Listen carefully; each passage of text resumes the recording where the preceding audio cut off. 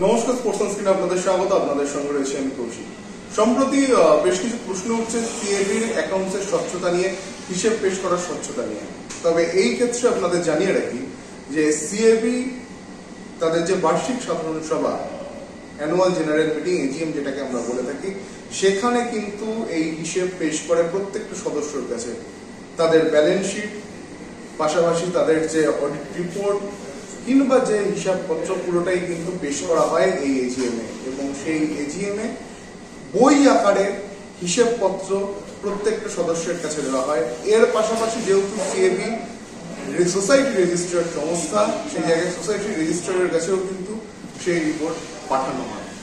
এখন প্রশ্ন হচ্ছে, যারা এই বিষয়টা নিয়ে প্রশ্ন তুলছেন যে যেখানে হিসেবের স্বচ্ছতা নিয়ে সমস্যা রয়েছে, তারা হঠাৎ করে সামনে যেহেতু নির্বাচন, সামনে যেহেতু এজিএম, তার আগে এই প্রশ্নটা কেন তুলছেন? এতদিন ধরে কি ঘুমোচ্ছিলেন?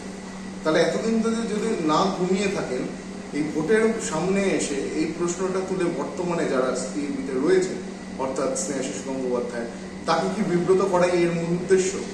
এর উত্তর তারাই দিতে পারবেন যারা এই প্রশ্ন তুলছেন। তবে আমাদের কাছে যা খবর, তাতে এজিএম এ ব্যালেন্স শিট, রিপোর্ট, আয় ব্যয়ের হিসাব সবই প্রকাশ করা হয় এবং প্রত্যেকটা সদস্যকে বই আকারে এটা দেওয়া হয়।